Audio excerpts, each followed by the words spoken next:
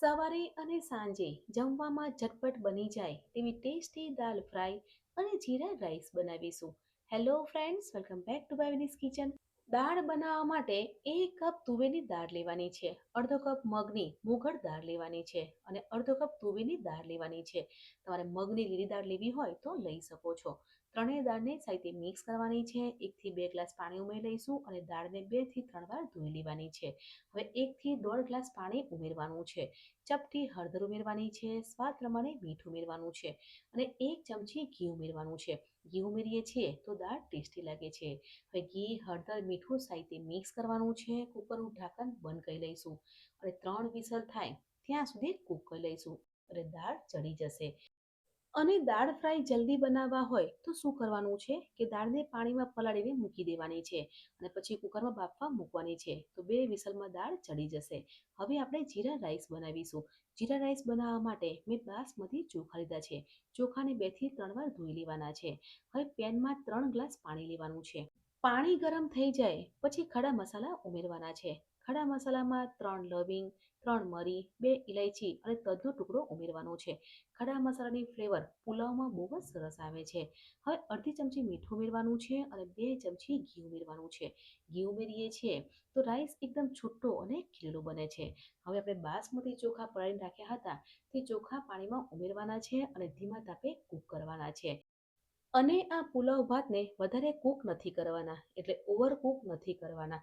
60 થી 70% જ કૂક કરવાના છે. એટલે 4 થી 5 મિનિટમાં પુલાવ ભાત બનીને તૈયાર થઈ જાય છે. અહીંયા તમે જોઈ શકો છો કે આપણે જીરા રાઈસ બનાવીએ છીએ તો રાઈસ બનીને તૈયાર થઈ ગયા છે. તો ઉપરથી લીલા ધાણા ઉમેરવાના છે અને મિક્સ કરી લઈશું. લીલા દાણા ઉમેરવા તે ઓપ્શનલ છે, તમે ના ઉમેરવા હોય તો સ્કીપ કરી શકો છો. તો પુલાવ ભાત બનીને તૈયાર થઈ ગયો છે. તો ગેસ બંધ કરી લઈશું અને સ્ટ્રેનરમાં રાઈસને લઈ લેવાના છે અને રાઈસ ઠંડા કરવા મૂકી દઈશું. પુલાવ ભાત ઠંડા થશે ને એટલે તેનો દાણો છૂટો અને ખીલો બનશે. અને રાઈસને ઠંડા કરવા મૂકી દેવાના છે.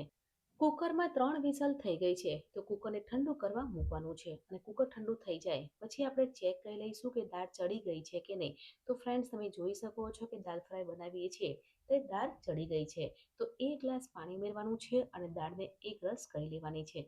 તો દાળ ફ્રાય જેટલી થીક કે પતલી જોઈતી હોય તે રીતે પાણી ઉમેરવાનું છે, પણ દાળ ફ્રાય છે તે થીક હોય છે એટલે વધારે પાણી નથી ઉમેરવાનું.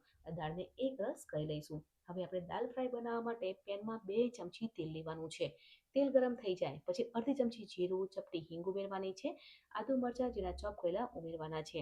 પછી 2 લીલા મરચાં અને ખડા મસાલા ઉમેરવાના છે. ખડા મસાલા ના ઉમેરવા હોય તો સ્કીપ કરી શકો છો. મીઠા લીમડાના પાન ઉમેરી લઈશું અને લસણ મરચાંને સાંતળી લઈશું. 2 ડુંગળી ઝીણી ચોપ કરેલી ઉમેરવાની છે અને ડુંગળી સોફ્ટ થાય ત્યાં સુધી સાંતળી લેવાની છે. તે જ રીતે 2 ટામેટા ઝીણા ચોપ કરેલા ઉમેરવાના છે અને ટામેટાને સાંતળી લઈશું. ડુંગળી ટામેટા સોફ્ટ થાય ત્યાં સુધી સાતળવાનું છે. ડુંગળી ટામેટા સોફ્ટ થઈ ગયા છે તો સ્વાદ પ્રમાણે મીઠું ઉમેરવાનું છે.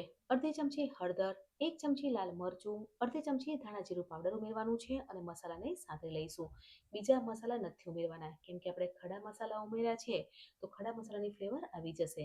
તો મસાલા સરસ એવા સંતરાઈ ગયા છે તો દાળ પેનમાં ઉમેરવાની છે અને મિક્સ કરવાનું છે. આપણે દાળ મિક્સ કરીએ છીએ તો દાળ થીક લાગે છે તો અડધો કપ પાણી ઉમેરવાનું છે અને મિક્સ કરવાનું છે અને દાળને 2 થી 3 મિનિટ ધીમા તાપે ઉકાળવાની છે. અહીંયા દાળ ઉકળી ગઈ છે તો અડધી ચમચી ગરમ મસાલો ઉમેરવાનો છે. ગરમ મસાલો ના ઉમેરવો હોય તો સ્કીપ કરી શકો છો, પણ ગરમ મસાલો ઉમેરીએ છીએ તો ફ્લેવર સારી આવે છે. હવે દાળને વધારે ટેસ્ટી બનાવવા માટે આંબલીનો પલ્પ ઉમેરવાનો છે. હા ફ્રેન્ડ્સ, દાળ ફ્રાયમાં આંબલીનો પલ્પ ઉમેરીએ છીએ ને તો બહુ જ ટેસ્ટી બને છે. તો આંબલીનો રસ ઉમેરી લઈશું અને મિક્સ કરી લઈશું. તો ગરમા ગરમ દાળ ફ્રાય બનીને તૈયાર થઈ ગઈ છે. ઉપરથી લીલા ધાણા ઉમેરવાના છે અને મિક્સ કરી લઈશું. તો દાળ ફ્રાય બનીને તૈયાર થઈ ગઈ છે. જીરા રાઈસ બનાવવા માટે વઘારિયામાં 3 થી 4 ચમચી ઘી લેવાનું છે. ઘી ગરમ થઈ જાય પછી 2 ચમચી જીરું ઉમેરવાનું છે અને જીરુંનો વઘાર કરવાનો છે. અને વઘાર થઈ જાય પછી તે જ વઘાર રાઈસમાં મિક્સ કરવાનો છે. તો જીરા રાઈસ બનીને તૈયાર થઈ જાય છે. અને આ પુલાવ ભાત ઠંડો થાય પછી તેનો દાણો છૂટો અને ખીલો બને છે. તો ઉપરથી લીલા ધાણા ઉમેરવાના છે અને મિક્સ કરી લઈશું. તો જીરા રાઈસ બનીને તૈયાર થઈ ગયા છે. તો ફ્રેન્ડ્સ, દાલ ફ્રાય અને જીરા રાઈસને સર્વિંગ પ્લેટમાં સર્વ કરીશું. સલાડમાં મેં ટામેટા સર્વ કર્યા છે અને દાલ ફ્રાય હોય ને તો ઘીની ફ્લેવર બહુ જ સરસ આવે છે. તો લીલા ધાણા અને ઘીથી ગાર્નિશિંગ કરી લઈશું. તો જમવામાં ઝટપટ બની જાય તો દાલ ફ્રાય અને જીરા રાઈસ બનીને તૈયાર થઈ ગયો છે. Bye bye.